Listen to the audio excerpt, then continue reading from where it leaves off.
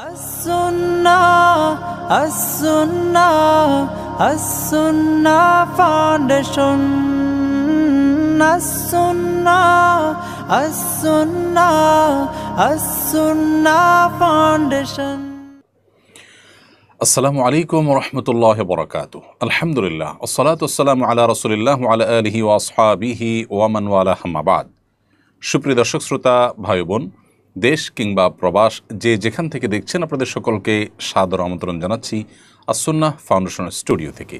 আপনারা দেখছেন আস-সুন্নাহ ফাউন্ডেশন আয়োজিত সাপ্তাহিক সরাসরি প্রশ্ন উত্তরমূলক অনুষ্ঠান শরঈ সমাধানের 278তম পর্ব। প্রিয় দর্শক, আলহামদুলিল্লাহ শরঈ সমাধানের দেখতে দেখতে 300 পর্বের কাছাকাছি আমরা পৌঁছে যাচ্ছি। অনেক বিশাল বড় একটি মাইল ফলক। আলহামদুলিল্লাহ বেশ কয়েকটি বছর ধারাবাহিকভাবে এই প্রশ্নোত্তরের আনুষ্ঠানিকতা আমরা বজায় রাখতে পেরেছি, অব্যাহত রাখতে পেরেছি ধারাবাহিকভাবে।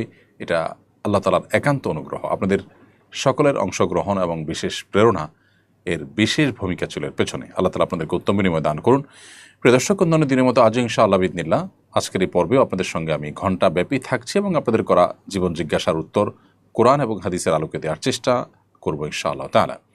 আপনার যে কোনো জীবন জিজ্ঞাসামূলক প্রশ্ন এই পোস্টের মন্তব্যের ঘরে লিখুন। আমরা ইনশাআল্লাহ আপনার প্রশ্নের উত্তর দেওয়ার আপ্রাণ চেষ্টা অব্যাহত রাখবো। আপনারা আমাদের এই লাইভ অনুষ্ঠানটি দেখতে পাচ্ছেন আমাদের ভেরিফাইড ফেসবুক পেজে, আস-সুন্নাহ ফাউন্ডেশনের ভেরিফাইড ফেসবুক পেজে, আমাদের ভেরিফাইড ইউটিউব চ্যানেলে এবং আমাদের অন্যান্য পেজ ও চ্যানেল সমূহে একযোগে যে কোনো জায়গায় প্রশ্ন করলেই আমরা ইনশাআল্লাহ আপনাদের প্রশ্নের উত্তর দেওয়ার চেষ্টা করব সেখান থেকে কালেক্ট করে। এছাড়াও আগামীকাল এবং পরশু অফিস টাইমে আল্লাহ চাহেন তো আমাদের একদল বিচক্ষণ ওলামা একরাম এবং মুফতিগণ রিপ্লাইয়ের ঘরে আপনাদেরকে আপনাদের যে সমস্ত প্রশ্ন উত্তর দেওয়া লাইভে সম্ভব হবে না সেগুলোর উত্তর দেওয়ার চেষ্টা অব্যাহত রাখবেন। এছাড়াও আপনাদের যে কোনো জীবন জিজ্ঞাসার উত্তর কোরআন এবং হাদিস থেকে জানার জন্য কিংবা রুকিয়া রিলেটেড কোনো প্রশ্ন কিংবা ফ্যামিলি কাউন্সেলিং সংক্রান্ত কোনো বিষয়ে আপনাদের সহযোগিতার জন্য বাংলাদেশ সময় সকাল 8টা থেকে নিয়ে রাত 10টা পর্যন্ত যে কোনো সময় ফোন করলে ইনশাআল্লাহ একদল বিচক্ষণ বিদগ্ধ ওলামা একরাম মুফতিগণ যারা প্রশিক্ষিত তারা আপনাদেরকে প্রশ্ন উত্তর দেবেন ইনশাআল্লাহ তাআলা। আমাদের এই কল সেন্টারের সার্ভিস ইনশাআল্লাহ শীঘ্রই আমরা 24 আওয়ার্সের সার্ভিসে রূপান্তর করব। চলুন তাহলে আর বিলম্ব না করি, ইতিমধ্যে যে সমস্ত প্রশ্ন আমাদের কাছে এসে পৌঁছেছে সেগুলোর উত্তর দেওয়ার পালে আমরা প্রবেশ করি। আমি শুরুতে যে প্রশ্নটি দেখতে পাচ্ছি সেটি হলো, ভীতিকর স্বপ্ন দেখি প্রায়, এরকম ক্ষেত্রে করণীয় আমল কি? কোরআন সুন্নাহর আলোকে জানাবেন। স্বপ্নে যদি আমরা এমন কিছু দেখি যেটা দেখে আমরা ভড়কে যাই বা যেটা দেখে আমরা দুশ্চিন্তাগ্রস্ত হয়ে পড়ি কিংবা আমরা কিছুটা পেরেশান এবং অস্থির হয়ে পড়ি, তাহলে সেক্ষেত্রে আমাদের করণীয় কি? এ প্রসঙ্গে সহিহ মুসলিম বর্ণিত হাদিস যেটি আবু কাতাদা রাদিয়াল্লাহু তাআলা আনহু বর্ণনা করেছেন নবী সাল্লাল্লাহু আলাইহি ওয়াসাল্লাম থেকে, সেখানে আমরা সুনির্দিষ্ট নির্দেশনা পাই। তিনি বলেছেন, আর রুইয়া সালিহা মিনাল্লাহি ওয়া রুইয়া সু মিনাশ শাইতান। ভালো স্বপ্ন আল্লাহর তরফ থেকে হয় আর খারাপ স্বপ্ন শয়তানের তরফ থেকে হয়ে থাকে। যে স্বপ্ন দেখার পর আপনার মধ্যে ভালো লাগা কাজ করবে, আপনার মধ্যে উৎফুল্ল ভাব আসবে, আপনি সুস্পষ্ট কোনো ইঙ্গিত অনুভব করবেন, ভালো কোনো ইঙ্গিত অনুভব করবেন, সাধারণত সেটি আল্লাহর তরফ থেকে হয়ে দেখানো হয়েছে বা আল্লাহ দেখিয়েছেন, সেরকম সুধারণা করা যায় বা সেরকম আলামত এখান থেকে বোঝা যায়। আর যে স্বপ্ন দেখার পর আপনার অস্বস্তি কাজ করে, ভীতি কাজ করে, ভড়কে যান, এগুলো সাধারণত শয়তান দেখায় মানুষকে। তো নবী সাল্লাল্লাহু আলাইহি ওয়াসাল্লাম সম্পর্কে বলেছেন, ফামান রুইয়া ফাকারিহা মিনহা শাইআ।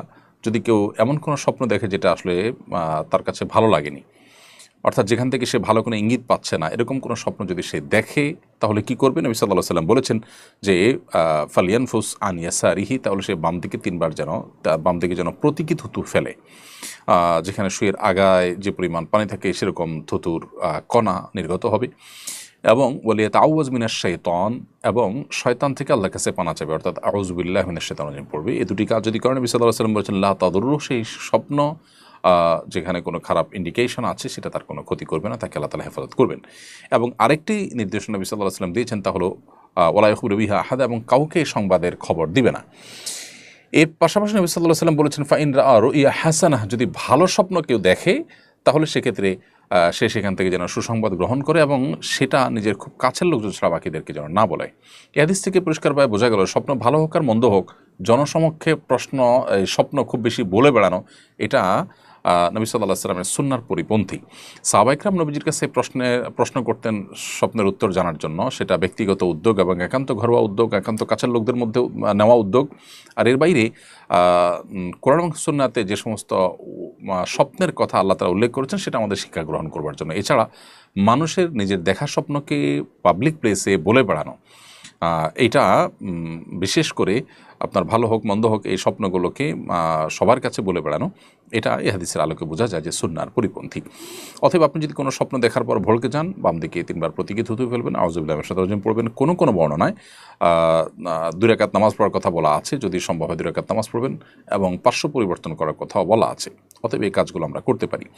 পাশাপাশি যে স্বপ্ন দেখার পর শুধুই অস্থিরতা কাজ করে, বেশিরভাগ ক্ষেত্রে এই স্বপ্ন মিনিংফুল কোনো স্বপ্ন না, শয়তান দেখায় থাকে, এটা ইগনোর করা এবং বাম দিকে প্রতীকে থুতু নিক্ষেপ করার মাধ্যমে আমরা এটা থেকে নিষ্কৃতি পেতে পারি ইনশাআল্লাহ তাআলা। এরপরে প্রশ্ন হলো, একজন আমার কাছে তার ফ্ল্যাট বন্ধক দিয়েছে, বিনিময়ে আমি টাকা দিয়েছি। যখন সে টাকা ফেরত দিবে তখন আমি তার ফ্ল্যাট তার হাতে ছেড়ে দিব। টাকা ফেরত দেওয়ার আগ পর্যন্ত ফ্ল্যাট আমি ব্যবহার করব, এটার শরঈ বিধান জানতে চাই। প্রিয় দর্শক, এটি সুস্পষ্টভাবে সুদের অন্তর্ভুক্ত হবে। ইব্রাহিম নাখাই রাহিমাহুল্লাহর একটি বক্তব্য রয়েছে এক্ষেত্রে, যেটা ইবনে আবি শাইবাতে, মুসান্নাফ ইবনে আবি শাইবাতে বর্ণিত হয়েছে। সেটা হলো কুল্লু কারদিন জাররা মানফাআতান ফাহুয়া রিবা। যে ঋণ এর বিপরীতে আপনি লাভ গ্রহণ করবেন সেটা রিবার অন্তর্ভুক্ত হবে। অতএব এই মূলনীতির আলোকে আপনি যেহেতু তাকে টাকা দিয়েছেন এবং তার ফ্ল্যাটটাকে বন্ধক রেখেছেন, এর ফলশ্রুতিতে আপনি যে বন্ধকি সম্পদ যেটা ভোগ করছেন এটা আপনার জন্য নাজায়েজ হবে এবং গুনাহ হবে।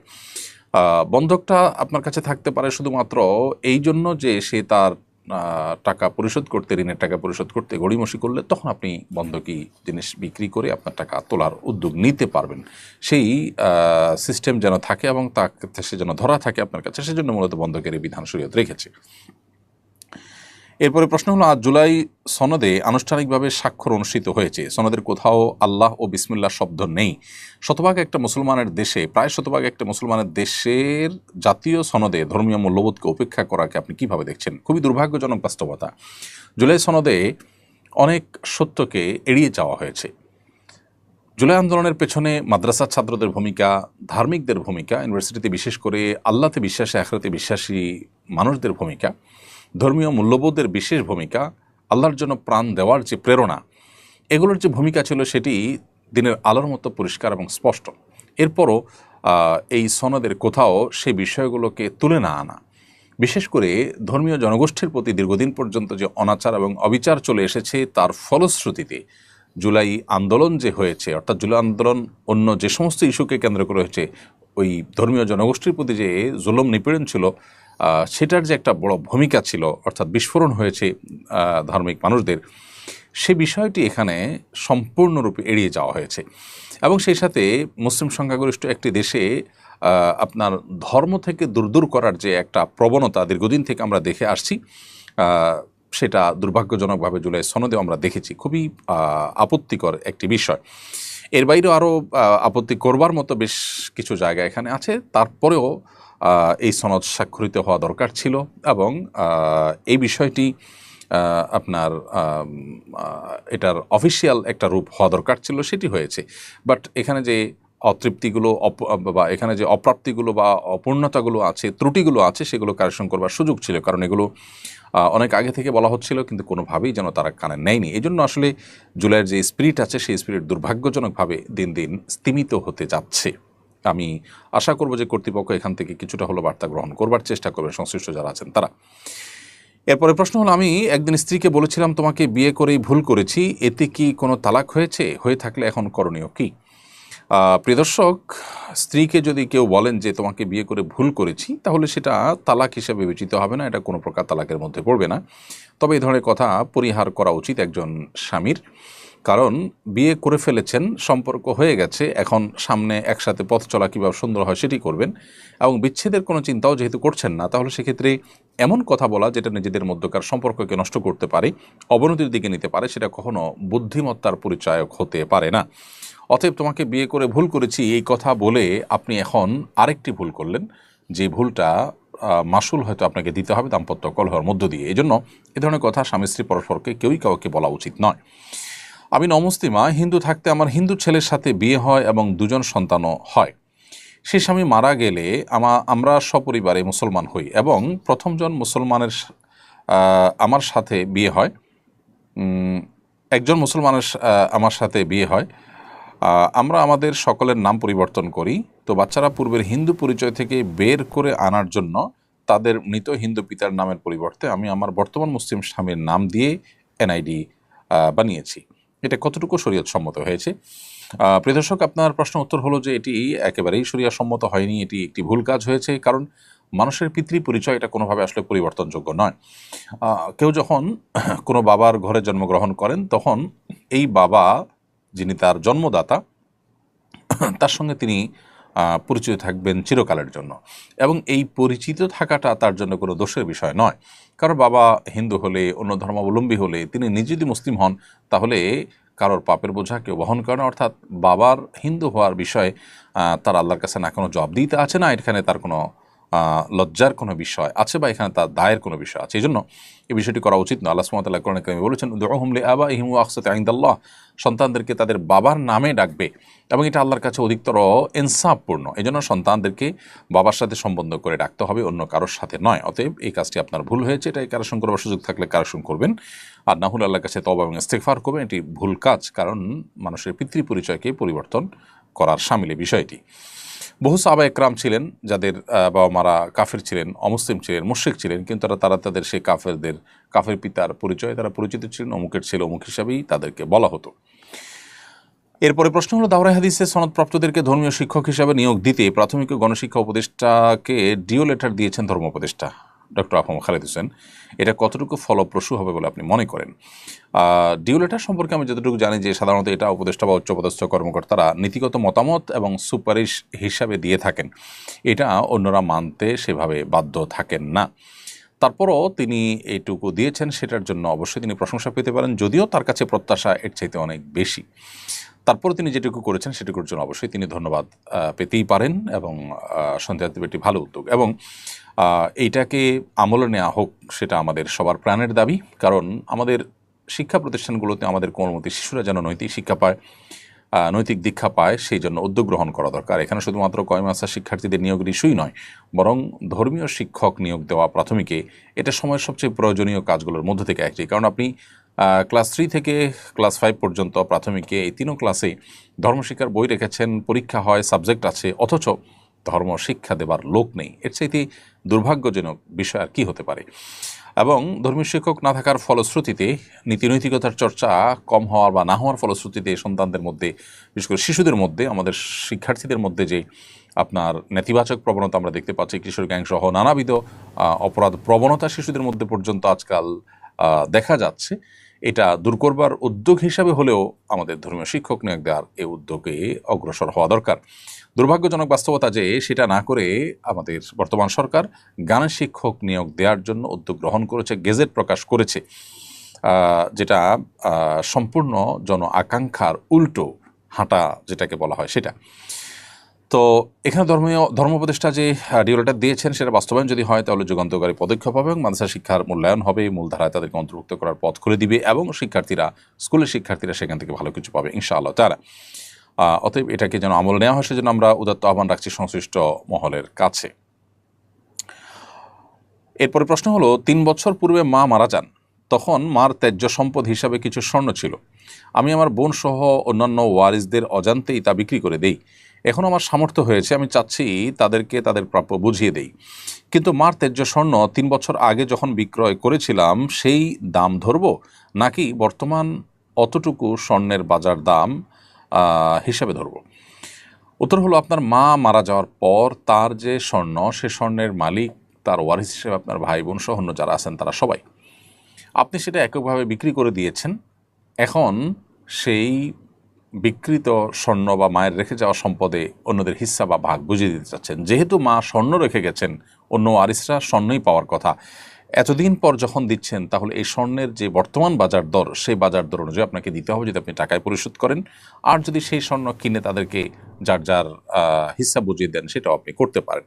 কিন্তু কোনো অবস্থাতে আপনি যখন এটি বিক্রি করেছেন, বিক্রি করে নিজের কাজে ব্যবহার করেছেন, সেই সময়ের বাজার দর হিসেব করে আপনি দিতে পারবেন না। বিকজ আপনার মায়ের সম্পদ স্বর্ণ, সেই স্বর্ণের প্রাপক তারা ছিল তাদেরকে বুঝিয়ে দেওয়ার আগ পর্যন্ত। আপনি যখন বিক্রি করে ফেলেছেন তখন কম দামে বিক্রি করেছেন, সেটা আপনার ইস্যু, আপনি কম দামে বিক্রি করেছেন। আজকে যখন তারা বুঝে পাচ্ছে এই স্বর্ণ এখন যদি থাকতো তাহলে তারা যে দাম পেত এটাই তাদের প্রাপ্য, না হলে তাদেরকে আপনি ক্ষতিগ্রস্ত করলেন, সে হিসাবে বিবেচিত হবে। এরপরে প্রশ্ন হলো, ইদ্যত অবস্থায় সদ্য বিধবা মহিলা কি প্রবাসী ছেলে মেয়ের সাথে বিদেশে যেতে পারবেন? দেশে তাকে দেখার মতো অন্য সন্তানরাও আছে। উত্তর হলো যে দেশে যেহেতু অন্য সন্তানরা আছেন যারা তাকে দেখাশোনা করবেন, অতএব তাকে দেশে ইদ্যত পালন করে তারপর তিনি চাইলে বিদেশে সন্তানদের সাথে সফর করতে পারবেন বা সেখানে গিয়ে থাকতে পারবেন। কিন্তু ইদ্যত পালনের এই সময়টাতে দেশের বাইরে যাওয়া এটা তার জন্য জায়েজ নয়। যদি এমন হতো যে দেশে কোথাও তার যদি নিরাপদ নয়, তাকে দেখার কেউই নাই এবং কোনোভাবেই তিনি এখানে থাকার কোনো ব্যবস্থা নাই, তাহলে সেক্ষেত্রে এটি জায়েজ হতে পারত। কিন্তু পরিস্থিতি যেহেতু সেরকম না, তাছাড়া দেশে টাকা পয়সা দিয়ে লোক রেখে তার সেবা করে ইদ্যত পালন করা সম্ভব, অতএব সেই কাজটি করা উচিত। কোনো নারীর স্বামী মারা গেলে তিনি 4 মাস 10 দিন পর্যন্ত স্বামীর বাড়িতে বা যেখানে তিনি অবস্থান করছেন সেখানে তিনি অবস্থান করবেন, চৌহদ্দির মধ্যে থাকবেন। একান্ত নিরুপায় হয়ে ডাক্তার দেখানো ইত্যাদি কোনো কাজে লাগলে তিনি বের হবেন, এছাড়া তিনি বের হবেন না। সাজগোজ ইত্যাদি পরিহার করবেন।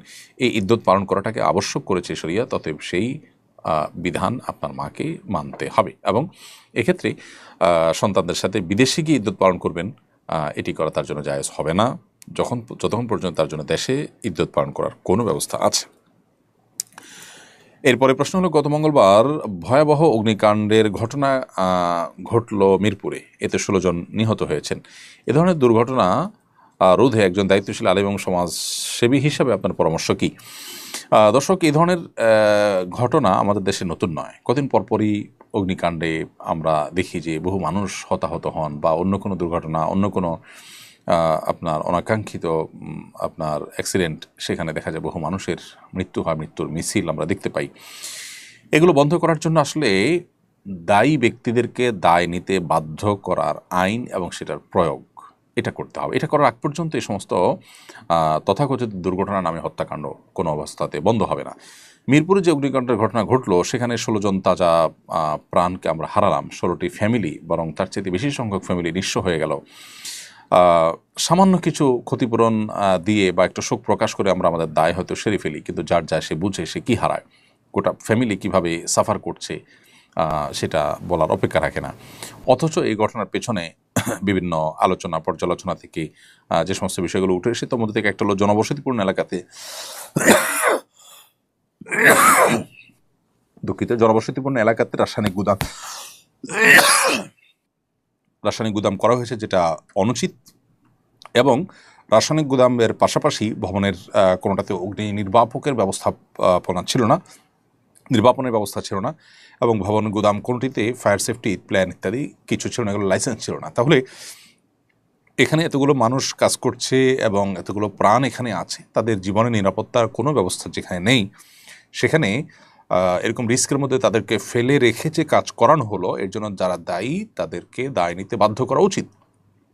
আমাদের দেশে দুর্ভাগ্যজনক বাস্তবতা হলো এই ধরনের ক্ষেত্রে এরকম দায়ী ব্যক্তিদেরকে বাধ্য করতে সচরাচর দেখা যায় না। তো এই জন্য দুঃখিত, আইনের যথাযথ প্রয়োগ ছাড়া এ ধরনের ইস্যুতে আসলে সত্যিকারের সমাধানের পথে আমরা যেতে পারবো না। এরপরে প্রশ্ন হলো, আমার বাবা হারাম উপার্জনের সঙ্গে যুক্ত ছিলেন, বুঝ হওয়ার পর থেকে আমি তার থেকে আলাদা থাকি। গত সপ্তাহে তিনি ইন্তেকাল করেছেন। একমাত্র সন্তান হিসেবে তার সমুদয় সম্পত্তির উত্তরাধিকার আমি। কিন্তু আমার জানা মতে তার কোনো সম্পদ হালাল নয়। এখন আমার কি করণীয়? এ সমস্ত সম্পদ কি আমার জন্য বৈধ হবে? প্রিয় দর্শক, আপনার বাবার যে সমস্ত সম্পদ রেখে গেছেন, তার সে সম্পদের ভিতরে পার্টিকুলারলি যদি কোনোটা হারাম টাকায় কেনা হয়েছে আপনি জানেন, তাহলে সেটা সাদকা করে দিতে হবে। আর কোনো সম্পদ অন্য কোনো ব্যক্তির, এটা তিনি অবৈধভাবে উপার্জন করেছেন, এরকম যদি আপনি নিশ্চিত করতে পারেন, তাহলে সেটা সেই ব্যক্তি বা তার পরিবার যারা আছে তাদের কাছে ফেরত দিয়ে আসতে হবে। এই ছাড়া বাকি যে সম্পদগুলো আছে, যেগুলো ব্যাপারে আপনার সুস্পষ্ট কোনো নির্দেশ নয়, সেখানে যে পরিমাণ সম্পদ মনে হবে হারাম, সে পরিমাণ সম্পদ আপনি সাদকা করে দিবেন সওয়াবের উদ্দেশ্য ছাড়া, বাকিগুলো আপনি ভোগ করতে পারবেন। এরপরে প্রশ্ন হলো, ফজরে শুধু ফরজ পড়া যায়, এতটুকু ওয়াক্ত বাকি থাকলে সুন্নত কি করবো এবং কখন পড়ব? ফজরের যদি এত অল্প সময় থাকে যে শুধু ফরজ পড়া যাবে, সুন্নত পড়তে গেলে সূর্য উঠে যাবে বা নিষিদ্ধ সময়ের মধ্যে আপনি প্রবেশ করে যাবেন, তাহলে আপনি এরকম পরিস্থিতিতে দ্রুততার সাথে অনতিবিলম্বে ফরজটুকু পড়ে ফেলবেন। আর সুন্নাত যেটা আপনার পড়া হয়নি সেটা সূর্য উদিত হওয়ার পরে পড়বেন, কারণ এ সম্পর্কে তিরমিজিতে আবু হুরায়রা রাদিয়াল্লাহু আনহু হাদিসে নবী করিম সাল্লাল্লাহু আলাইহি ওয়াসাল্লাম বলেছেন, মাল্লাম ইউসাল্লি রাকাতাল ফজর ফালইউসাল্লি মা বাদা মা তাতলুউশ শামস। যদি কেউ ফজরের 2 রাকাত নামাজ না পড়ে থাকে বা মিস করে থাকে তাহলে সূর্য ওঠার পরে যেন সে পড়ে। অতএব এই 2 রাকাত আপনি সূর্য ওঠার পরে পড়বেন। এরপরে প্রশ্ন হলো, আমার 2 ছেলে এবছর এইচএসসি পরীক্ষার্থী ছিল। একজন ভালো নম্বর পেয়েছে, আরেকজন তুলনামূলকভাবে কম পেয়েছে। সামনের জীবনের জন্য তাদের প্রতি কিছু দিক নির্দেশনামূলক নসিহত করবেন প্লিজ। যে শিক্ষার্থী কম নম্বর পেয়েছেন তাকে বলবো, পরীক্ষাটাই জীবনের সব কিছু নয়, জীবনের খুব ক্ষুদ্র এবং ছোট একটি পার্ট হলো পরীক্ষা। অতএব পরীক্ষায় ফলাফল খারাপ হওয়ার কারণে খুব বেশি মন খারাপ করবার যেমন কারণ নেই, ঠিক তেমনিভাবে এখান থেকে শিক্ষা নিয়ে সামনে আরও ভালো করে পড়াশোনা করার চেষ্টা করা উচিত। এবং সেই সাথে উভয় সন্তানদের প্রতি আমার নসিহত হবে যে তোমরা উভয়ে সততার সাথে, নিষ্ঠার সাথে, তাকওয়ার সাথে এবং ইমানদারিতার সাথে নিজের জীবনকে পরিচালিত করবে, মুসলিম আইডেন্টিটিকে সবসময় সমুন্নতি করে রাখবে। জীবনে অন্য কোনো কিছু অর্জিত হোক বা না হোক, আমার ইমান এবং তাকওয়া যেন ঠিক থাকে, আল্লাহর সাথে সম্পর্ক যেন সুনিবিড় থাকে, এটা হলো জীবনের সবচেয়ে বড় পরীক্ষার বিষয়। পরীক্ষা উত্তীর্ণ হলে অন্য সমস্ত পরীক্ষা আল্লাহ না করুন যদি আমরা ভালো করতে নাও পারি, তাতেও আমাদের জীবনকে সাকসেস এবং সফল বলা যায় নিশ্চিন্তে। অতএব সেই চেষ্টা যেন থাকে, সেই প্রত্যাশা তোমাদের কাছে রইল, সেই দোয়া তোমাদের জন্য রইল এবং তোমাদের প্রতি সেই নসিহা রইল। এরপরে প্রশ্ন হলো, স্ত্রী আমার থেকে 3 তালাকের পর ইদ্যত শেষ না করেই অন্য এক জায়গায় বিয়ে হয়েছে, তারপর সেখানে তালাক হয়েছে, এখন আমি বিয়ে করতে পারবো কি না? উত্তর হলো, ইদ্যতের মধ্যে তারা বিয়ে হলে সে বিয়েটা বিশুদ্ধ হয় না।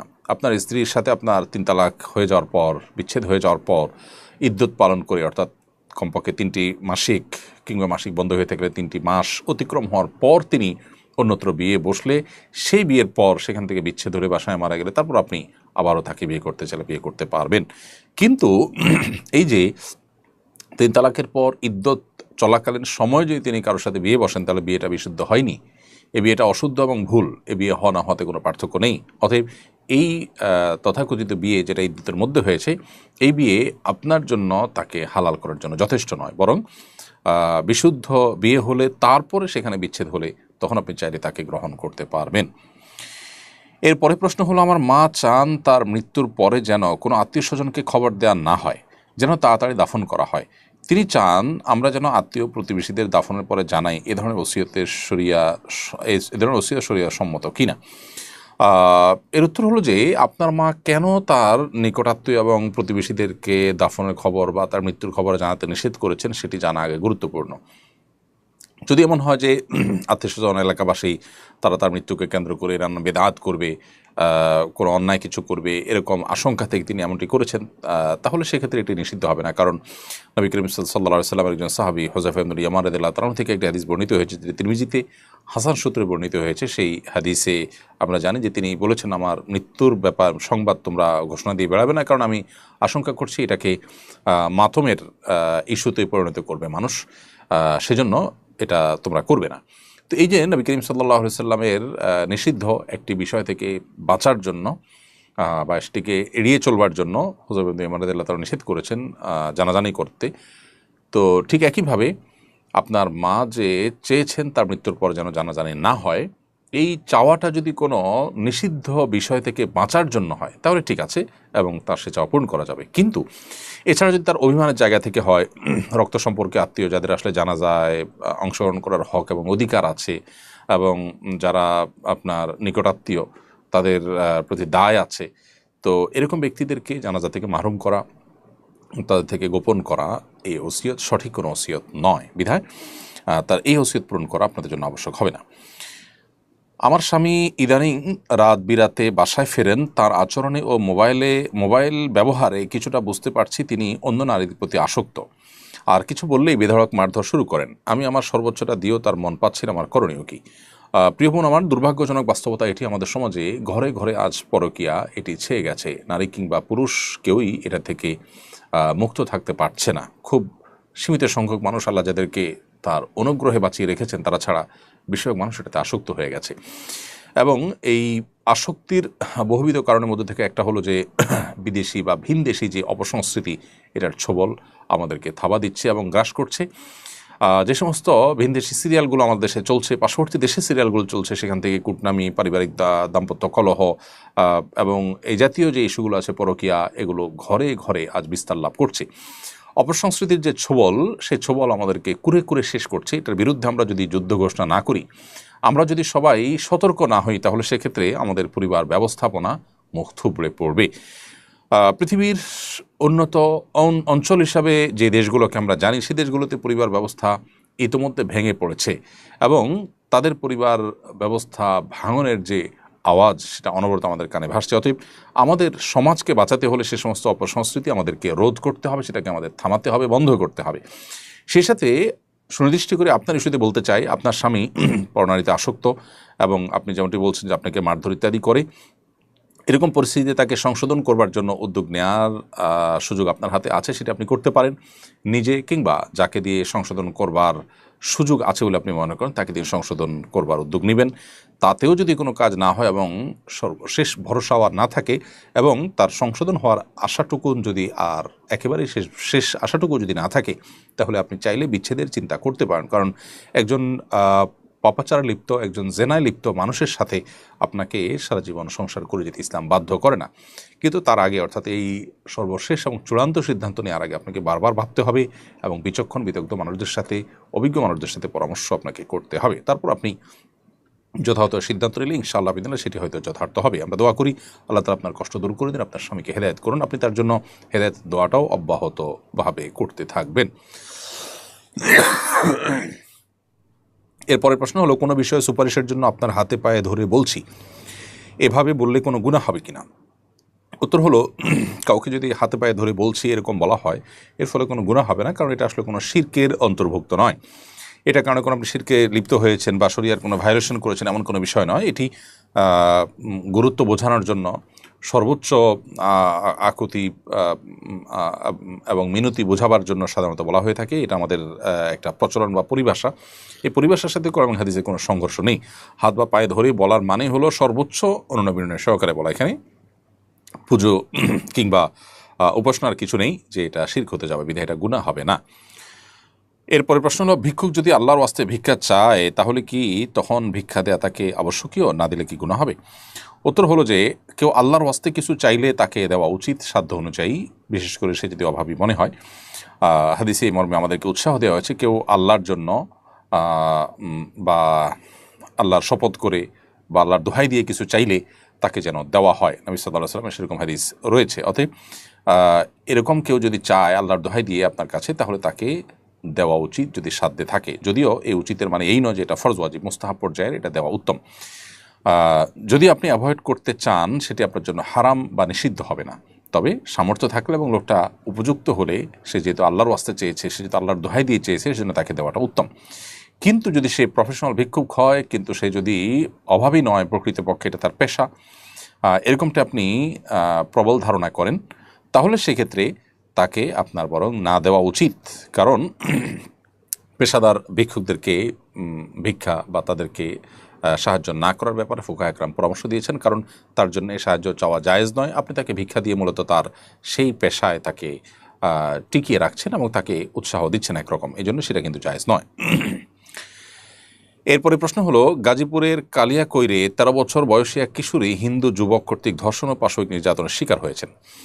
কিশোরীর কান্না জড়িত ভিডিও দেখে নিজেকে ধরে রাখতে পারছি না।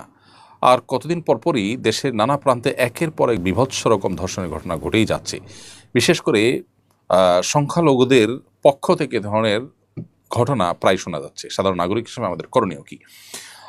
দুর্ভাগ্যজনক একটি বাস্তবতা। প্রথমত, এই ঘটনা সম্পর্কে আমি যতটুকু শুনেছি, যদিও আমার এটাকে বাছাই করবার সুযোগ এখনো হয়নি, যে এটি নাকি 2 মাস আগের ঘটনা, অর্থাৎ 2 মাস পর্যন্ত ধামাচাপা দেওয়া হয়েছে।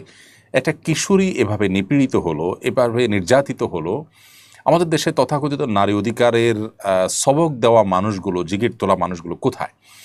আমরা বিভিন্ন ঘটনার মধ্য দিয়ে এই মানুষগুলোর আসল মুখোশটা উন্মোচন করতে পারছি। আমরা দেখতে পাচ্ছি যে এরা পশ্চিমা বিভিন্ন আইডিওলজিকে প্রবেশ করাবার জন্য আমাদের সমাজে নির্দিষ্ট এজেন্ডা নিয়ে কাজ করে এবং মুখরোচক স্লোগান হিসাবে নারীর অধিকার এর বলি তারা মুখে আউড়ে থাকেন। তা না হলে মুসলিম নারী যখন নির্যাতিতা হন, তখন তাদের কোনো আওয়াজ আমরা শুনতে পাই না। আজকে এই ঘটনা যদি উল্টো দিক থেকে হতো, অর্থাৎ কোনো হিন্দু পরিবারের কিশোরী মেয়ে তাকে মাদ্রাসা শিক্ষার্থীরা বা কোনো মুসলমানরা তারা এভাবে যদি কোনো পাশবিক নির্যাতন করতো, বেঁধে রেখে আটক করে রেখে, তাহলে গোটা দেশ আজ তোলপাড় হয়ে যেত। এক সাইডে মিডিয়া এবং সুশীল তারা যে পরিমাণ এটাকে ঘটা করে ডাকডোল পিটিয়ে এটার বিরুদ্ধে প্রতিবাদ করতেন, আজ তারা অনেকটাই নীরব দর্শকের ভূমিকা। যদিও দর্শকদের দুজনকে পুলিশ গ্রেপ্তার করেছে এবং আরও আসামি এখানে আছে, কিন্তু উপযুক্ত শাস্তি কতটা হবে সেটা নিয়ে যথেষ্ট সন্দেহ আছে। এ ধরনের ঘটনার যদি যথাযথ আপনার প্রতিকারের ব্যবস্থা সংশ্লিষ্ট কর্তৃপক্ষ না নেন, তাহলে মানুষ আইন এবং বিচারের প্রতি অলরেডি যে আস্থা হারিয়েছে সেটা আরও তলানিতে চলে যাবে, এবং একটা সময় মানুষ কিন্তু আইন নিজের হাতে তুলে নিতে বাধ্য হবে। তখন আমরা যতই মানুষকে বোঝাই, মানুষ কিন্তু সেটি মানবে না। অতএব এখানে দৃষ্টান্তমূলক শাস্তি হওয়া দরকার। এ ধরনের ঘটনার পেছনে কী কী ষড়যন্ত্র আছে সেগুলো খুঁজে বের করা দরকার। 2 মাস কেন ধামাচাপা দিয়ে রাখা হলো সেটাও খুঁজে বের করা দরকার, এবং 2 মাস পরেই এখনই বা কেন প্রকাশ পেল সেটা নিয়ে সংশ্লিষ্ট মহল নিশ্চয়ই কাজ করবেন। তবে আমরা এর তীব্র প্রতিবাদ জানাচ্ছি, এবং এই ন্যাক্কারজনক ঘটনা যেই করুক না কেন তার দৃষ্টান্তমূলক শাস্তি জনসমক্ষে সুস্পষ্টভাবে নিশ্চিত করতে হবে, তা না হলে মানুষের আস্থা কিন্তু তলানিতে চলে যাবে। প্রিয় দর্শক, আমরা দেখতে দেখতে অনুষ্ঠানের ঠিক মাঝামাঝি পর্যায়ে এসে পৌঁছেছি। সময় এসেছে ছোট্ট একটি বিরতিতে যাওয়ার। বিরতির পর আমরা ইনশাআল্লাহ আবারও ফিরে আসবো শরীর সমাধান অনুষ্ঠানে। আশা করছি আমাদের সঙ্গেই থাকবেন ইনশাআল্লাহ তাআলা। ব্যক্তি স্বাবলম্বী না হলে পরিবার এগোবে না, পরিবার না এগোলে সমাজ এগোবে না, সমাজ না এগোলে রাষ্ট্র থমকে দাঁড়াবে। তাই ব্যক্তিকে স্বাবলম্বী করে তুলতে আস-সুন্নাহ ফাউন্ডেশন স্বাবলম্বীকরণ প্রকল্প হাতে নিয়েছে কয়েক বছর আগে। এই প্রকল্পের আওতায় শুধু 2024 সালেই 2052 জনকে 30,000 টাকা মূল্যের স্বাবলম্বী উপকরণ দেওয়ার পর বেশিরভাগই ঘুরে দাঁড়িয়েছে। 2025 সালে দক্ষ দরিদ্র জনগোষ্ঠীকে 50,000 থেকে 3 লক্ষ টাকা মূলধন উপকরণ দেওয়ার কার্যক্রম ইতোমধ্যেই শুরু হয়েছে। অসহায় এই সব মানুষের ঘুরে দাঁড়ানোর গল্পে আপনিও অংশীদার হন।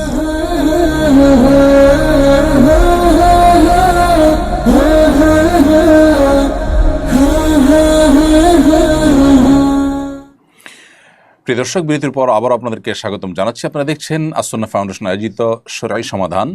বিরতির আগে আমরা অনেকগুলো প্রশ্নের উত্তর দিয়েছি, এবং আস-সুন্নাহ ফাউন্ডেশনের স্টুডিও থেকে সম্প্রচারিত এই লাইভ অনুষ্ঠানে আপনারা যারা সম্পৃক্ত হয়েছেন আপনাদের সকলকে আবারও ধন্যবাদ জানাচ্ছি।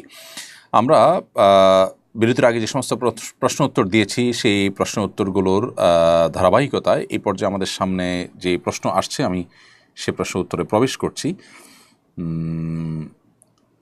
কিছুটা টেকনিক্যাল সমস্যা আমি দেখতে পাচ্ছি, একটু কয়েক সেকেন্ড আপনাদের ধৈর্য ধারণ করার জন্য অনুরোধ করছি।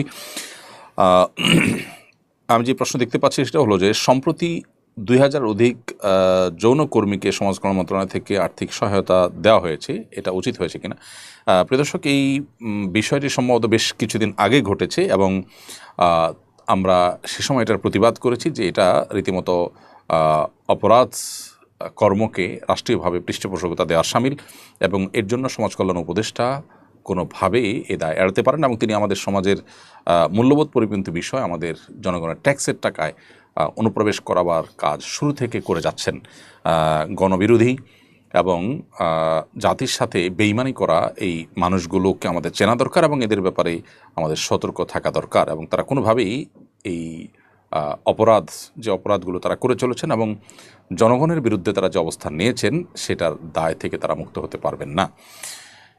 এরপরে প্রশ্ন হলো, আমি একজন ব্যক্তির সঙ্গে 50 ভাগ লাভে শেয়ার ভিত্তিক একটি ব্যবসায় চুক্তি করেছি।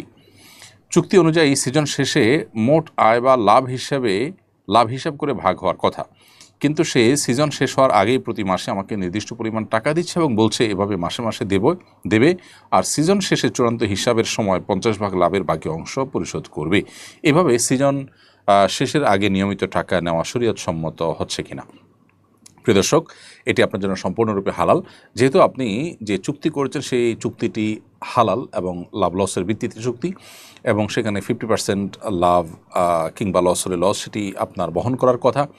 সেই হিসেবে 50% এর হিসেবটা বছর শেষে বা একটা নির্দিষ্ট সময় শেষে করা হবে, আর এখন আপনাকে একটা অ্যামাউন্ট দিয়ে যাওয়া হবে, পরবর্তীতে সেটা অ্যাডজাস্ট করা হবে। এটা সম্পূর্ণ জায়েজ, কারণ এখন যে টাকাটা দেওয়া হচ্ছে এটা আপনাকে অগ্রিম অথবা থোক দিয়ে রাখা হচ্ছে, এবং এটা পরবর্তীতে হিসেব কষে আপনি যদি অতিরিক্ত নিয়ে থাকেন তাহলে বাকিটা ফেরত দিবেন, আর যদি আপনি 50% যে প্রফিট পাওয়ার কথা সেখান থেকে যা নিয়েছেন তা কম হয়ে থাকে তাহলে বাকিটা আপনাকে তিনি দিবেন। এটা সম্পূর্ণ জায়েজ, এ নাজায়েজ হওয়ার কোনো কারণ নেই। এরপরে প্রশ্ন হলো, ওমরায় গিয়ে কি নিজের জন্য ওমরার পাশাপাশি পিতামাতার নিয়তেও ওমরা করা যাবে, অর্থাৎ একই সফরে একাধিক ব্যক্তি সওয়াবের উদ্দেশ্যে ওমরা করতে পারেন কিনা? উত্তর হলো, একই সফরে একাধিক ওমরা করা নাজায়েজ কিংবা নিষিদ্ধ কোনো বিষয় নয়। নিজের ওমরা শেষ হয়ে গেলে পরে পিতামাতার পক্ষ থেকে ওমরা করতে পারেন, বিশেষ করে আপনি যদি মিকাত থেকে ইহরাম পরে এসে আবার ওমরা করেন সেটা আপনি করতে পারেন। তবে এক্ষেত্রে সৌদি আরবের উলামা ইকরাম এবং ইবনে তাইমিয়া রাহিমাহুল্লাহ সহ কোনো কোনো উলামা ইকরাম বলেন যে একই সফরে একটির বেশি ওমরা করা সুন্নাহ দ্বারা সাব্যস্ত নয়। তারা বলেন নবী করিম সাল্লাল্লাহু আলাইহি ওয়াসাল্লাম কিংবা সাহাবা ইকরাম তারা মদিনা থেকে মক্কা এসে বা দূর থেকে সফর করে এসে একটার বেশি ওমরা করেছেন বলে সাব্যস্ত হয়নি। কিন্তু একই সাথে মিকাত থেকে কেউ ইহরাম পরে এসে ওমরা করলে সে ব্যাপারে কোনো নিষেধাজ্ঞা হাদিসে নেই। অতএব যদি কেউ একই সফরে একাধিক ওমরা করতে চান সেটি নিষিদ্ধ কিংবা নাজায়েজ হবে না। মাহবুবা আমিন আপনি লিখেছেন, আমি আমার স্বামীর সাথে সারাদিন শ্বশুর বাড়িতে কি হয় সব কথা শেয়ার করি, ইসলাম এ বিষয়ে কী বলে? উত্তর হলো, সাধারণ ঘটনাবলী যেগুলো কোনো দর্শনীয় কোনো বিষয় নয়, যেগুলো জাস্ট তাকে আপডেটেড রাখার জন্য, সেগুলো বলতে তো কোনো অসুবিধা নেই। আর যেগুলো অন্যের দুশ্চর্চা সংশ্লিষ্ট সেগুলো থেকে বিরত থাকতে হবে, এবং গীবতের মধ্যে যেগুলো পড়ে নিষিদ্ধ গীবতের মধ্যে সেগুলো করা যাবে না।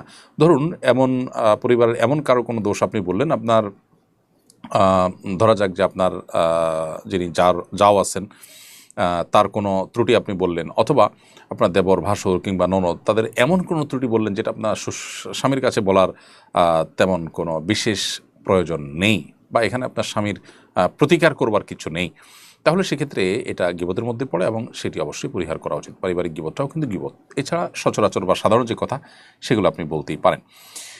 জুমায় বাংলা বয়ানের সময় সুন্নত পড়া যাবে কিনা?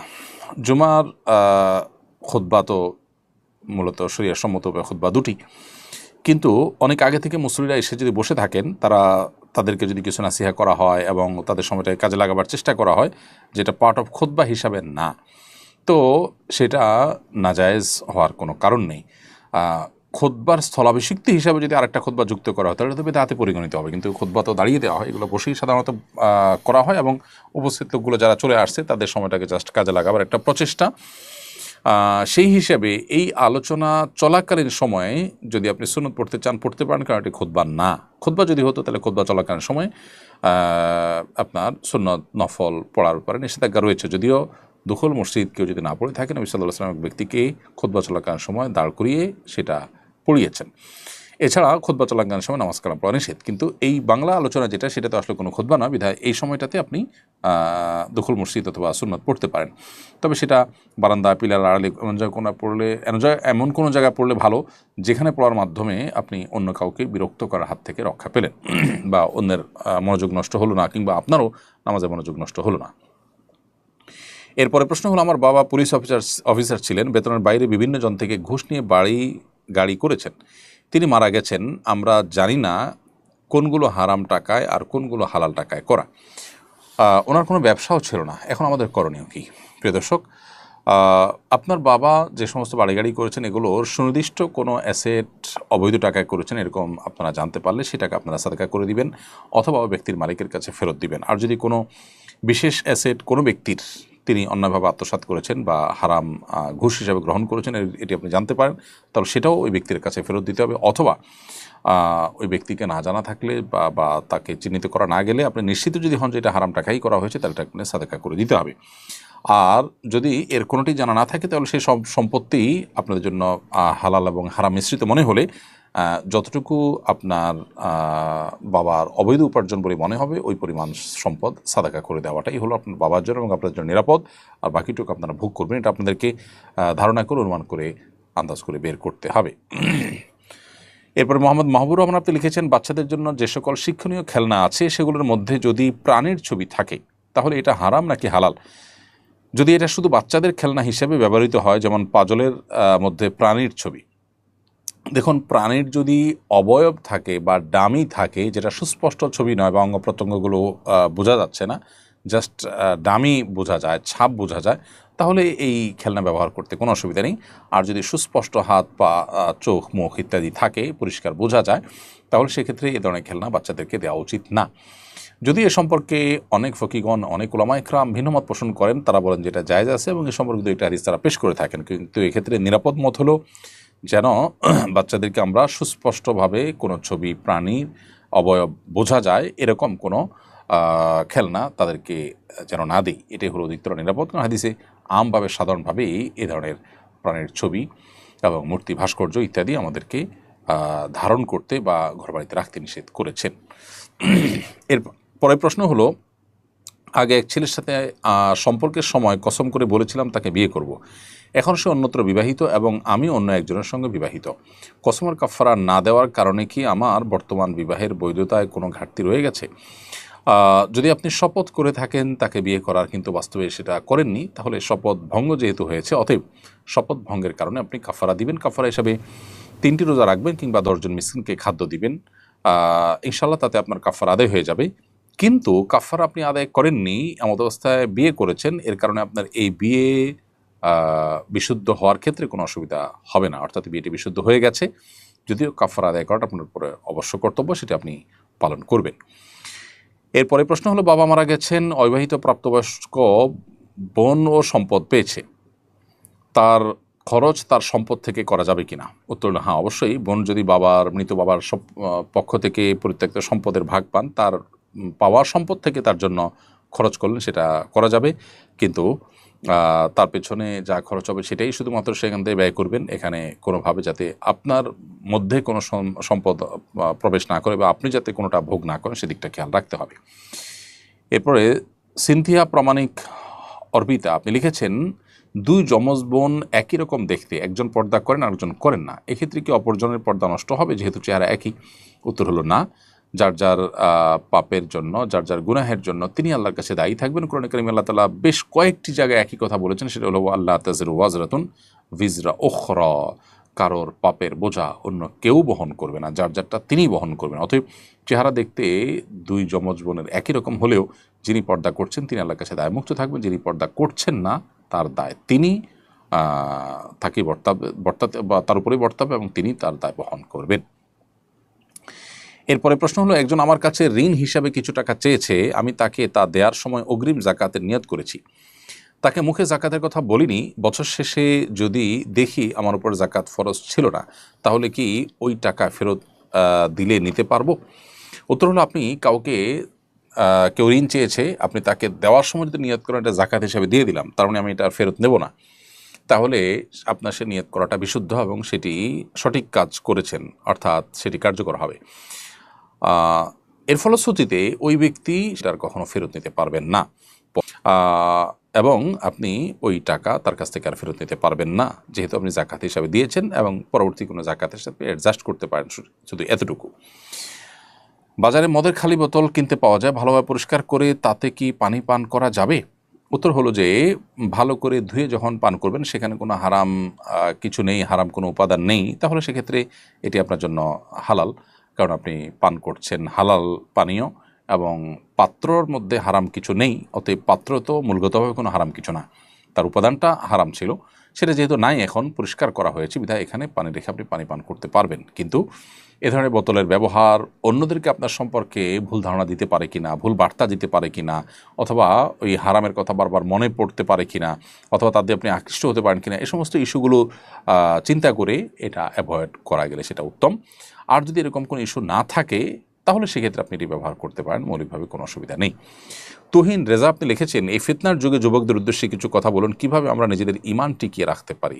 ভাই তুহিন রেজা, আমি আপনাকে বলবো, প্রথমত সূরা ইউসুফ আজকের যুবকদের, আজকের তরুণদের খুব বেশি করে বারবার করে অধ্যয়ন করা উচিত, কিভাবে একজন ঈমানদার তরুণ আল্লাহর প্রতি বিশ্বাসের শক্তিতে বলিয়ান হয়ে কিভাবে হারাম অফার থেকে নিজেকে রক্ষা করেছে এবং অমর হয়ে আছেন, পৃথিবীতে কোরআনের অংশ হয়ে আছেন, এবং কীভাবে তিনি সাকসেস হয়েছেন পরবর্তী জীবনে।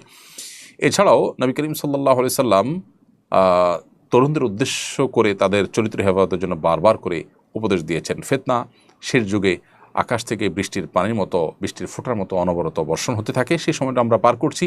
অতএব আজকে তরুণদের ঈমানকে হরণ করবার জন্য বহুবিধ ষড়যন্ত্র, বহুবিধ চমক পৃথিবীতে আমরা আজ দেখতে পাচ্ছি। এগুলোতে নিজের ঈমান যাতে কোনোভাবে হারিয়ে না যায় সেজন্য তরুণদেরকে বিশেষভাবে সতর্ক থাকতে হবে এবং আল্লাহর কাছে দোয়া করতে হবে। আল্লাহুম্মা ইন্না নাউযু বিকা মিনাল ফিতানি মা যাহারা মিনহা ওয়া মা বাতান। আল্লাহ প্রকাশ্য সব ধরনের ফিতনা এবং ধোঁয়াশা যেগুলো আমাদের ঈমানকে কেড়ে নিতে পারে সে ধরনের বিভ্রান্তি থেকে আপনি আমাদেরকে হেফাজত করুন, সেরকম দোয়া রব্বে কারীমের কাছে ব্যক্ত করতে হবে।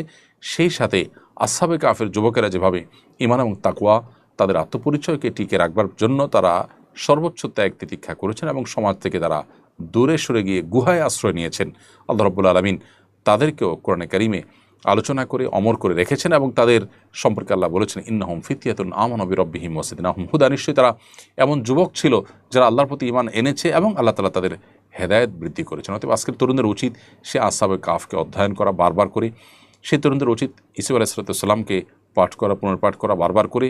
সেই তরুণদের উচিত নবী করিম সাল্লাল্লাহু আলাইহি ওয়াসাল্লাম তরুণদের উদ্দেশ্যে তাদের চরিত্রকে হেফাজত করবার জন্য যে আকুতি তিনি পেশ করে গেছেন সেটাকে সমুন্নত রাখার চেষ্টা করা। আল্লাহ তাআলা আমাদের তরুণদের ঈমান, আমল, তাদের চরিত্র, তাদের আইডেন্টিটি এটা যেন হেফাজত রাখেন। বহুবিধ ফিতনার মোকাবেলা করে তারা যেন তাদের আত্মপরিচয় টিকিয়ে রাখতে পারেন সেই তৌফিক তাদেরকে দান করুন। এরপরে প্রশ্ন হলো হানাফি মতাদর্শের মেয়ের সাথে সালাফি ছেলের বিয়ে বিশুদ্ধ হবে কিনা। উত্তর হলো বিয়ে বিশুদ্ধ হবে, কারণ উভয়ে মুসলিম। যতক্ষণ পর্যন্ত মানুষ মুসলিমের গণ্ডিতে থাকে তখন তাদের পরস্পরের মধ্যে বিয়ে বিশুদ্ধ হয়ে যায়। তবে কুফুর একটা বিষয় আছে, যদি হানাফি সালাফি পরিবারের মধ্যে বিয়ে হয় এবং এই বিয়েকে কেন্দ্র করে পারিবারিক কলহ দ্বন্দ্বর রাস্তা ওপেন হতে পারে বলে মনে হয়, তাহলে সেক্ষেত্রে এটার ব্যাপারে সতর্ক থাকা দরকার। কারণ হলো যে বিয়ে চ্যালেঞ্জের মধ্যে পড়বে এবং উভয় পরিবারের মধ্যে সমস্যা তৈরি করতে পারে সেটার ব্যাপারে আমাদের ভাবতে হবে এবং ইসলাম কুফুর বিষয়টিকে গুরুত্বের সাথে দেখেছে এবং বিবেচনা করার জন্য আমাদেরকে নির্দেশনা দিয়েছে, বিধায় সেটা খেয়াল করা দরকার। যদিও বিয়ে বিশুদ্ধ হওয়ার ক্ষেত্রে কোনো সন্দেহ নেই যে উভয় যেহেতু মুসলিম, অতএব ইসলামের গণ্ডির মধ্যে যতক্ষণ পর্যন্ত আছে ততক্ষণ পর্যন্ত বিয়ে বিশুদ্ধ হয়ে যাবে। এরপরে প্রশ্ন হলো জাকাতের হকদার এমন অসুস্থ ব্যক্তিকে জাকাতের টাকায় হাই কমোড কিনে দিলে কি জাকাত আদায় হবে? যেহেতু তিনি অসুস্থ, হাই কমোড ব্যবহার করা তার জন্য জরুরি, আবশ্যক। আবার এদিকে হাই কমোড কেনার মতো টাকা তার কাছে নেই, তার মানে এটা তার নিত্য প্রয়োজনীয় বিষয়ে পরিণত হয়েছে। অতএব তাকে জাকাতের টাকা থেকে হাই কমোড কিনে দিলে সেটি নাজায়েজ কোনো বিষয় হবে না, বরং আপনার জাকাত আদায় হয়ে যাবে। এরপরে নূরজাহান আক্তার তামান্না বোন, আপনি লিখেছেন 7 দিনে ছেলের চুল কেটে ওজনের টাকা সেই মুহূর্তে দেওয়া হয়নি, এখন বয়স 10 মাস, এখন সে টাকা দান করতে পারবো কিনা? উত্তর হলো যে হাদিসের বর্ণনা অনুযায়ী 7ম দিনে শিশুর মাথার চুল চাষার পর যে পরিমাণ চুল হবে সেই পরিমাণ চুলের ওজন পরিমাণ স্বর্ণ কিংবা রূপা আল্লাহর রাস্তায় দান করা এটা মুস্তাহাব। সেটা যদি আপনি করতে পারেননি, অতএব এখনও আপনি সেটা করতে পারেন চাইলে। যদিও 7ম দিনে করা সুন্নাত, কিন্তু সেটা পার হয়ে গেলেও আপনি এখনও চুল চেষে সেটার সমপরিমাণ স্বর্ণ, আর সামর্থ্য না থাকলে সেটা সমপরিমাণ রূপা কিংবা তার সমমূল্য কোনো গরিব দুঃখীকে দান করে দিবেন। যদিও বিষয়টি ফরজ কিংবা ওয়াজিব নয়, কিন্তু করতে পারলে ভালো। অতএব সুযোগ থাকলে আপনি এটি করবেন, এখনও করতে পারেন। বিয়েতে শুধু 3 জন নারী সাক্ষী ছিল, কোনো পুরুষ সাক্ষী ছিল না, এতে বিয়ে কি বিশুদ্ধ হয়েছে? উত্তর হলো বিয়ে বিশুদ্ধ হওয়ার জন্য 2 জন পুরুষ সাক্ষী থাকতে হবে কিংবা 1 জন পুরুষ এবং 2 জন নারী সাক্ষী থাকতে হবে। যদি বিয়েতে কোনো পুরুষ সাক্ষী টোটালি না থাকে, সবাই নারী সাক্ষীরাই থাকেন, তাহলে সেক্ষেত্রে বিয়ে বিশুদ্ধ হবে না।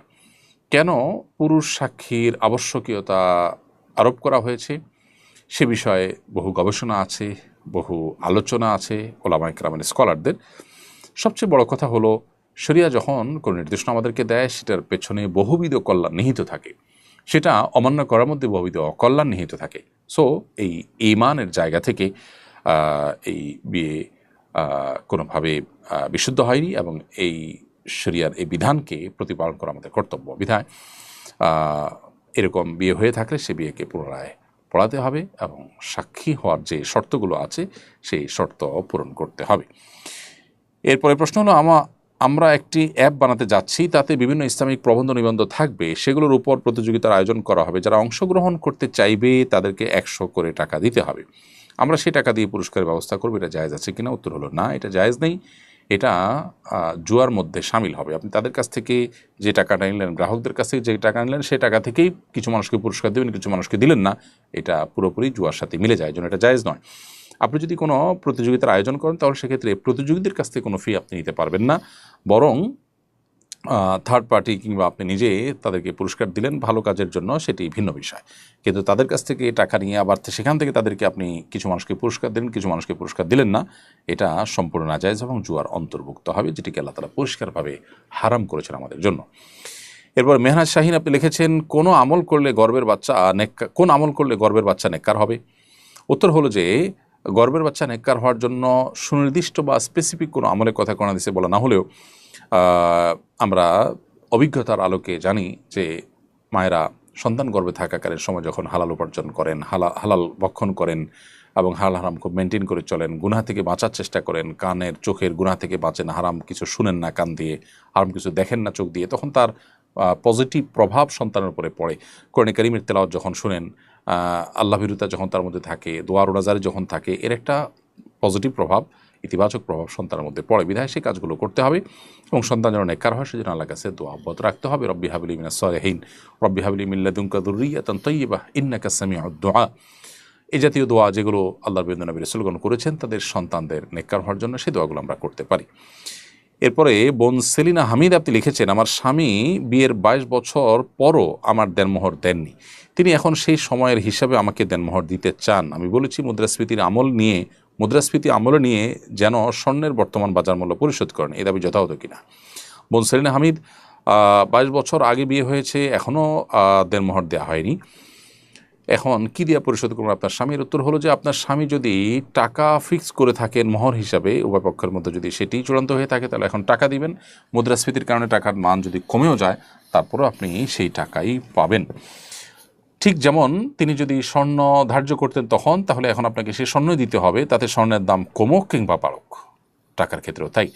বিধায় যেটা ধার্য করা হয়েছে সেটাই আপনাকে দিতে হবে। স্বর্ণ যদি ধার্য হয়ে থাকে তাহলে তখনকার স্বর্ণের মূল্য দিলে হবে না, বরং এখন আপনাকে স্বর্ণ দিতে হবে বা স্বর্ণের মূল্য দিতে হবে বর্তমান বাজার দর অনুযায়ী, যদি স্বর্ণ ফিক্স হয়ে থাকে। আর যদি নগদ টাকা দেওয়ার কথাও থাকে এবং সেটা যদি ফিক্স হয়ে থাকে তাহলে নগদ টাকা দিয়েই আপনাকে মোহর নিতে হবে। মুদ্রাস্ফীতির কারণে যেটুকু আপনি একটু কম পেলেন মনে করছেন, সেটার জন্য আল্লাহর কাছে আপনি আজর পাবেন, যেহেতু আপনি হারাম থেকে বা সুদ থেকে বাঁচার চেষ্টা করেছেন। ওমর ফারুক লিখেছেন, দ্রুত বিয়ের জন্য করণীয় কি? নেককার বউ পাওয়ার উপায় কি? ভাই ওমর ফারুক, দ্রুত বিয়ের জন্য দ্রুত উপার্জন করা শুরু করে দিবেন। যত বেশি দ্রুততার সাথে উপার্জন করবেন এবং স্বাবলম্বী হতে পারবেন, তত বেশি বিয়ের দ্বার আপনার জন্য উন্মোচন হবে। পাশাপাশি আল্লাহ তাআলার কাছে দোয়া করবেন, রব্বানা হাব লানা মিন আজওয়াজিনা ওয়া যুররিয়্যাতিনা কুররাতা আয়ুন ওয়াজআলনা লিল মুত্তাকিনা ইমামা। চক্ষু শীতলকারী স্ত্রী এবং সন্তান যেন লাভ করা যায়, সেই দোয়া এখানে শেখানো হয়েছে, যেটা সূরা ফুরকানের 74 নম্বর আয়াতে রয়েছে। বিধায় এই দোয়াটা আল্লাহ তাআলার কাছে নিবেদন করতে পারেন। এই দোয়াতে বিয়ে এবং নেককার স্ত্রী দুইটা একই সাথে চাওয়া হয়েছে। এরপরে প্রশ্ন হলো, মনসুরা শিকদার আপনি লিখেছেন, প্রেগনেন্ট অবস্থায় কি আমল করতে পারি? বোন, একটু আগে আমরা একটি প্রশ্ন উত্তরে বলেছি প্রেগনেন্ট অবস্থায় করবার জন্য কোরআন এবং হাদিসে স্পেসিফিক কোনো আমলের কথা বলা হয়নি। তবে একজন নারী তিনি প্রেগনেন্ট অবস্থায় অন্য সময়ের চাইতে বিশেষভাবে গুরুত্ব দিয়ে যে কোনো হারাম থেকে বেঁচে থাকার চেষ্টা করবেন। হারাম কোনো কিছু শুনবেন না, মিউজিক, তারপরে যেগুলো শোনা আল্লাহ আমাদের জন্য হারাম করেছেন সেগুলো শোনা থেকে বিরত থাকবেন, এবং যে সমস্ত জিনিস দেখাকে আল্লাহ হারাম করেছেন প্রেগনেন্ট অবস্থায় সেটা দেখা থেকে তিনি বিশেষভাবে বিরত থাকবেন, যাতে করে তার গর্ভস্থ সন্তানের মধ্যে তার এই যে তাকওয়ার ইতিবাচক ইমপ্যাক্ট এবং প্রভাব পড়ে, সেজন্য তিনি সেই চেষ্টা করতে হবে। পাশাপাশি কোরআন কারীমের তেলাওয়াত শোনা, নিজে কোরআন তেলাওয়াত করা, নেকামনের মধ্যে থাকা, বেশি বেশি আল্লাহর কাছে দোয়া করা, ইবাদত বন্দেগীতে যথাসম্ভব মাশগুল থাকা, এগুলোর পজিটিভ প্রভাব সন্তানের মধ্যে পড়ে, এটি অভিজ্ঞতার আলোকে প্রমাণিত। অতএব সেই কাজটি আপনি অব্যাহত গতিতে করতে পারেন। এর পাশাপাশি আল্লাহ নেককার বান্দাগণ, নবী রাসূলগণ বিভিন্ন সময় নেককার সন্তান লাভের জন্য যে দোয়া করেছেন সে দোয়া আপনি অব্যাহতভাবে আল্লাহর কাছে করতে পারেন, যেটি সূরা ফুরকানের 74 নম্বর আয়াতে একটি রয়েছে, রব্বানা হাব লানা মিন আজওয়াজিনা ওয়া যুররিয়্যাতিনা কুররাতা আয়ুন ওয়াজআলনা লিল মুত্তাকিনা ইমামা। এর পাশাপাশি আর রয়েছে, রব্বি হাবলি মিনাস সালিহিন, হে আল্লাহ আপনি আমাকে নেক সন্তান দান করুন, রব্বি হাবলি মিন লাদুনকা যুররিয়াতান তাইয়্যিবাহ ইন্নাকা সামিউদ দুআ, সে দোয়াটা আপনি করতে পারেন।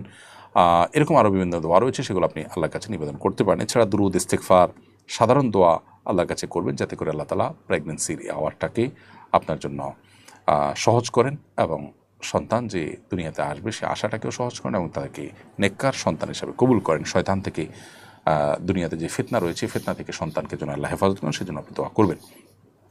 এরপরে প্রশ্ন হলো, আমাদের এখানে খতিব সাহেব যখন খুতবার সময় দোয়া করেন তখন নারী পুরুষ সবাই হাত তুলে দোয়া করেন, নবীজির খুতবার সময় কি সাহাবীরা এভাবে হাত তুলে দোয়া করতেন? খুতবার শেষ অংশে, বিশেষ করে দ্বিতীয় খুতবার শেষাংশে খতিব সাহেব দোয়া করবেন, এটি নবী সাল্লাল্লাহু আলাইহি ওয়াসাল্লামের খুতবায়ও ছিল। তিনি তার জন্য, মুসলিম মিল্লাতের জন্য, সমস্ত উপস্থিত অনুপস্থিত মানুষদের জন্য তিনি দোয়া করবেন। এই দোয়াটি নবী সাল্লাল্লাহু আলাইহি ওয়াসাল্লাম থেকে সুসাব্যস্ত, কিন্তু এই দোয়ার সময় তিনি নিজে কিংবা মুক্তাদিরা হাত তুলবেন কিনা এটা নিয়ে ফুকাহার মধ্যে দুটি মত আছে। অনেক উলামা হাত তোলার কথা বলেন, কিন্তু আমরা জানি যে বিশর ইবনে মারওয়ানের সময় যখন বিশর ইবনে মারওয়ান খুতবায় হাত তুলছিলেন তখন সাহাবীদের সময় ছিল এবং সাহাবীরা অনেকেই সেটাকে আপত্তি করেছেন। এবং ইস্তেসকার নামাজে নবী সাল্লাল্লাহু আলাইহি ওয়াসাল্লাম মুসল্লিদেরকে সাথে নিয়ে হাত তুলে দোয়া করেছেন। এর বাইরে অন্য কোনো জায়গায় মুসল্লিদেরকে হাত তুলে এভাবে দোয়া করেছেন বলে সুসাব্যস্ত নয়। এই জন্য খুতবার শেষ খুতবা, দ্বিতীয় খুতবার শেষাংশে যে দোয়া করা হয় সে দোয়াতে মুসল্লিরা আমিন বলতে পারেন, অথবা মনে মনে আল্লাহ তাআলার কাছে সেটার আমিন দোয়া কবুলের নিবেদন করতে পারেন, কিন্তু হাত তোলা ইমাম এবং মুক্তাদির জন্য এটা সুন্নাহ দ্বারা সাব্যস্ত নয়। সৌদি আরবে অনেকেই আমলটি করেন, সেখানে উলামা কেরাম অনেকেই এটাকে জায়েজ বলেন, সেই জায়গা থেকে আবার সেখানেই কিন্তু অনেক উলামা কেরাম নিরুৎসাহিত করেন। এরপরে প্রশ্ন হলো, কেউ যদি গায়রুল্লাহর নামে কসম করে তাহলে সে কি কাফের হয়ে যাবে? করে ফেললে করণীয় কি? উত্তর হলো, আল্লাহ ছাড়া অন্য কারোর নামে যদি শপথ করা হয় সেটা এক ধরনের কুফরি। নবী করিম সাল্লাল্লাহু আলাইহি ওয়াসাল্লাম বহু হাদিসে এই ব্যাপারে নিরুৎসাহিত করেছেন। তিনি বলেছেন, মান আরাদা আন ইয়াহলিফা ফালইয়াহলিফ বিল্লাহি আও লিয়াসমুত, কেউ যদি শপথ করতেই চায় সে আল্লাহর নামে শপথ করবে অথবা চুপ থাকবে, অর্থাৎ আল্লাহর নাম ছাড়া গায়রুল্লাহর নামে শপথ করবে না। অন্য হাদিসে নবী সাল্লাল্লাহু আলাইহি ওয়াসাল্লাম বলেছেন, যে ব্যক্তি আল্লাহ ছাড়া অন্য কারোর নামে শপথ করবে সে শপথ করলো সে শিরক করলো। এক হাদিসে নবী সাল্লাল্লাহু আলাইহি ওয়াসাল্লাম বলেছেন, আল্লাহ ছাড়া অন্য কারোর নামে শপথ করলে সে যেন লা ইলাহা ইল্লাল্লাহ বলে। এ সমস্ত হাদিস থেকে বোঝা যায় যে এটি এক প্রকার শিরক এবং গুনাহ, কিন্তু এই শিরকটা শিরকে আকবর নয়, এরপরে উলামা কেরাম একমত, বরং এটা শিরকে আসগর, অর্থাৎ এর ফলে মানুষ ইসলাম থেকে খারিজ হয়ে যাবে না, কিন্তু এ ধরনের আল্লাহ ছাড়া অন্য কারোর নামে শপথ করার এই কাজটি গুনাহের কাজ এবং এখান থেকে বিরত থাকা উচিত। এমনি মুস্তাফিজুর রহমান আপনি লিখেছেন, কোনো ব্যক্তি যদি হজ বা ওমরা করার জন্য টাকা জমায় তাহলে কি সেই টাকার যাকাত দিতে হবে কিনা? উত্তর হলো, যদি কেউ হজ বা ওমরা করার জন্য টাকা জমান তাহলে সেক্ষেত্রে সেই টাকা যদি বছরকে বছর পড়ে থাকে বা এক বছর পূর্ণ হয়ে যায় তাহলে অবশ্যই তার যাকাত দিতে হবে। আপনি কী উদ্দেশ্যে জমা করেছেন সেটা গুরুত্বপূর্ণ নয়, বরং আপনার যাকাত দিতে হবে। এরপরে প্রশ্ন হলো, এলাকায় আমরা প্রতি বছর মাহফিলের আয়োজন করি। এবার দেশের প্রখ্যাত ওয়াইজের আমন্ত্রণ ফরম পূরণ করতে গিয়ে দেখলাম অগ্রিম 20,000 টাকা প্রদান করতে হবে। এরপর সেখানে লেখা তিনি ইচ্ছা করলে মাহফিলে অংশ নেবেন, এতে তিনি বাধ্য নন। অগ্রিম টাকা নেওয়ার পরও কি বক্তা তার ইচ্ছাধিকার রাখতে পারেন? শরীয়ত কি বলে? প্রথম কথা হলো যে এরকম টাকা ফিক্সড করে ওয়াজ নসিহত করা এটি সুন্নাহর খেলাফ সন্দেহাতীতভাবে। তবে ওয়াজ ও নসিহত এর বিনিময়ে দেওয়া নেওয়া যেহেতু সমস্ত ফুকাহা কেরামের মতেই জায়েজ একটি কাজ, অতএব এখানে তিনি যদি টাকা গ্রহণ করেন এবং চেয়ে ফিক্স করে, তো সেটা আসলে দৃষ্টিকোণ থেকে হারাম বলারও কোনো কারণ নেই। অনুত্তম আমরা বলতে পারি, কিন্তু হারাম বলতে পারি না, না জায়েজ বা গুনাহের কথা বলতে পারি না। কিন্তু অবশ্যই এটা অনুচিত এবং এটাকে নিরুৎসাহিত করা উচিত। একজন দাঈ আল্লাহ, যিনি আল্লাহর পথে আহ্বান করছেন, এ দাবি করছেন, তিনি আসলে এটি করতে পারেন না, অন্তত এটা তার সাথে যায় না। এরপরও তিনি যেহেতু চুক্তি করেছেন এবং চুক্তি করার বিষয়টি তার জন্য হারাম নয়, সেহেতু চুক্তি রক্ষা করা আবশ্যক। তিনি অগ্রিম টাকা নিয়েছেন মানেই হলো সে মাহফিলে তিনি শরিক হবেন। এরপর তিনি যদি আবার বলেন যে তিনি শরিক হতে বাধ্য নন, তাহলে সেটা একরকম কন্ট্রাডিক্টরি বিষয় হয়। অবশ্য তিনি এটা বলতে পারেন যে এই অগ্রিম টাকা যেটা তিনি নিয়েছেন, মাহফিলে কোনো কারণ অংশগ্রহণ করতে না পারলে কত আগে তিনি জানাবেন সেটাও জানাবেন, কী কারণে অংশগ্রহণ না করতে পারেন সেটাও স্পষ্ট করবেন, এবং এক্ষেত্রেও তার অগ্রিম নেওয়া টাকা তিনি ফেরত দিয়ে দিবেন। এই বিষয়গুলো যদি স্পষ্ট থাকে এবং বলা থাকে তাহলে সেক্ষেত্রে এটা জায়েজ হতে পারে, অন্যথায় এটি জায়েজ হবে না। এরপরে নাহার লাকি আপনি লিখেছেন, আমার ছেলে মসজিদে গিয়ে নামাজ আদায় করে না, আমি তাকে অনেক বুঝিয়ে বলার পরেও কাজ হচ্ছে না, এখন আমি কিভাবে তাকে মসজিদমুখী করতে পারি? উল্লেখ্য ছেলের বাবাও মসজিদে নামাজ পড়েন না। দুর্ভাগ্যজনক বিষয় বোন, বাবা যদি নামাজ না পড়ে ছেলেকে আসলে নামাজমুখী করাটা একটু কঠিন। তারপরও ছোটবেলা থেকে যদি সেই আদর্শে গড়ে তোলা যায় তাহলে কাজটা তুলনামূলকভাবে সহজ হয়। মসজিদে যারা নামাজি আছেন, নেককার আছেন, মোত্তাকি আছেন, তাদের সহযোগিতা নিতে পারেন। ইমাম সাহেব এবং অন্যান্য তার সমাবেশী যারা নামাজি আছেন তাদের সাথে তার উঠা বসাটার ব্যবস্থা যদি করা যায়, বা তার সেরকম সার্কেলের সাথে বন্ধুতা আর পথ যদি তার জন্য সুগম করা যায়, তাহলে তুলনামূলকভাবে তাকে মসজিদমুখী করাটা ইজি হয়। পাশাপাশি মা হিসাবে চোখের পানি ফেলা, দোয়া করা এবং সর্বোচ্চ হিকমা অবলম্বন করে তাকে আপনি নামাজি বানানোর জন্য চেষ্টা করা, সেইটা আপনি অব্যাহত রাখবেন। হেদায়েতের মালিক আল্লাহ রাব্বুল আলামিন। এরপর প্রশ্ন হলো, আমার কোনো সন্তান নেই, এক ছেলেকে দত্তক নিয়ে ছোটবেলা থেকে আমরা লালন পালন করেছি, এখন সে আমাদের সঙ্গে দুর্ব্যবহার করছে। আমি চাই আমার জীবদ্দশায় আমার সব সম্পত্তি এতিমখানা দান করে দিতে। শরীরের দৃষ্টিতে ওই পালক সন্তান কি আমার উত্তরাধিকার হবে, আর তাকে সম্পত্তি না দিলে কি আমি গুনাহগার হব? পালক সন্তান যেহেতু উত্তরাধিকার পাওয়ার হকদার নয়, বিধায় তাকে যদি কোনো সম্পদ আপনি না দেন তাতে আপনার কোনো গুনাহ হবে না। আপনি চাইলে আপনার সম্পদ আপনি কোনো এতিমখানা বা কোনো জায়গায় আপনি দান করে দিতে পারেন। তবে অন্যান্য ওয়ারিস থাকলে তাদের জন্য কিছু সম্পদ রেখে তো বাকিটা আপনার দান করা উচিত। অন্যান্য ওয়ারিস থাকলে তাদের কাউকে না দিয়ে সবটুকু দান করা উত্তম নয়। সুজন মিয়া লিখেছেন, মসজিদের ভিতরে টয়লেট রাখা কতটা শরীয়তসম্মত? মসজিদের ভেতরে বলতে মসজিদের চৌহদ্দির ভিতরে যদি এমন কোনো জায়গায় টয়লেট থাকে যেখানে নামাজ পড়া হয় না, এটা নামাজের জন্য নির্ধারিত জায়গা না, তাহলে টয়লেটের জায়গা এটা হতে পারে। কিন্তু যদি তার ফলে মসজিদের পবিত্রতা নষ্ট হতে পারে, মসজিদের দুর্গন্ধ আসে, তাহলে এরকম জায়গায় বা এরকমভাবে টয়লেট ব্যবস্থাপনা রাখা উচিত নয়। এমডি রাব্বুল এআইডি থেকে আপনি লিখেছেন, আমার বাবা মারা গেছেন, আমার ছেলে হলে কি বাবার নামে নাম রাখা যাবে? উত্তর হলে হ্যাঁ, অবশ্যই রাখতে পারেন। ছেলে হলে আপনি বাবার নামে নাম রাখতে কোনো অসুবিধা নেই। এরপরে এবি রাসেল আপনি লিখেছেন, আমাদের পালিত বিড়াল যেখানে সেখানে পেশাব করে, অবশ্য সবসময় ঘরে বন্দি থাকে, বাইরে যায় না। আমার বাবার এগুলো পরিষ্কার করতে অনেক কষ্ট হয়, বিড়াল এখন বাইরে ফেলে দিয়ে আসলে আমাদের গুনাহ হবে কিনা? উত্তর হলো অবশ্যই গুনাহ হবে না।